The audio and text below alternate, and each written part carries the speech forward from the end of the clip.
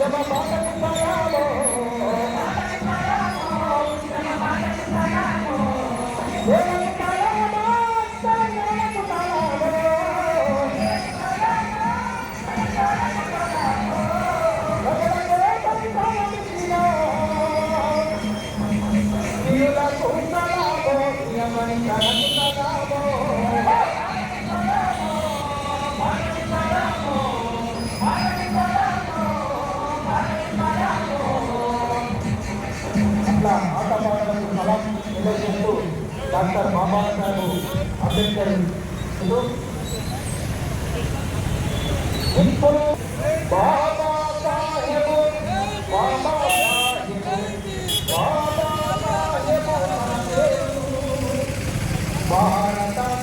సందర్భంగా రాష్ట్ర ప్రజలకి దేశ ప్రజలకి జయంతి శుభాకాంక్షలు తెలియజేస్తున్నాను. బడుగు బలహీన వర్గాల ఆశాజ్యోతి, ఆదివాసీల ఆత్మబంధువు, దళితుల కులదైవం అయినటువంటి భారత రాజ్యాంగ నిర్మాత భారతరత్న డాక్టర్ భీమ్రావ్ అంబేద్కర్ గారి జయంతి ఉత్సవాలకి ఇక్కడికి వచ్చేసిన పెద్దలు, బీజేపీ జిల్లా అధ్యక్షులు గౌరవనీయులు రాచకొండ యాదగిరి బాబు గారు, జనరల్ సెక్రటరీలు శ్రీనివాస్ గారు, తిరుపతి గారు, వివిధ హోదాల్లో ఉన్న భారతీయ నాయకులందరికీ, పార్టీ కార్యకర్తలందరికీ అంబేద్కర్ జయంతి శుభాకాంక్షలు తెలుపుతూ, మిత్రులారా, ప్రాచీన భారతదేశంలో మహిళలకి గౌరవం, మర్యాద, అధికారం అంటే విమర్శించుదురు. అంబేద్కర్ గారి పుణ్యమాని మహిళలకి పురుషులతో సమాన హక్కులు కల్పించబడ్డాయి. స్త్రీ లేనిదే పునర్జీవనం లేదని అంబేద్కర్ గారు చాలా బలంగా భావించారు.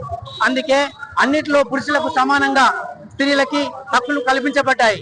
అంబేద్కర్ గారి ఐడియాలజీ రాజకీయంగా, ఆర్థికంగా, సామాజికంగా సాధికారిత సాధించాలన్నదే వారి ముఖ్యం. అందుకు అనుగుణంగా మీరందరూ కృషి చేయాలని వేడుకుంటున్నాను.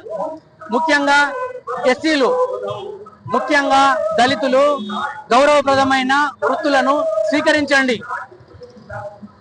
వ్యాపార రంగంలో రాణించండి, ఎంటర్ప్రీనర్ గా ఉద్యోగం అప్డేట్ కాండి.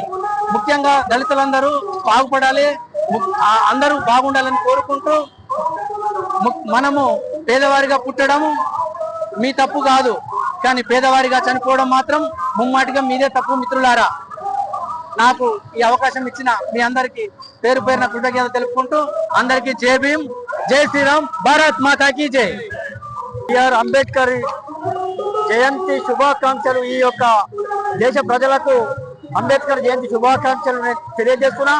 అదేవిధంగా మన భారత రాజ్యాంగ నిర్మాత అంబేద్కర్ వారి యొక్క ఆశయాలను కొనసాగిద్దాం.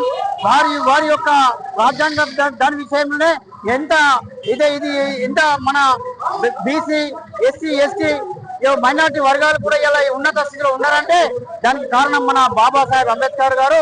వారికి నేను ప్రత్యేకంగా దేశ ప్రజలకు అంబేద్కర్ జయంతి శుభాకాంక్షలు తెలియజేస్తూ సెలవు తీసుకుంటున్నాను. జై భీమ్, జై భీమ్, జై భీమ్, జై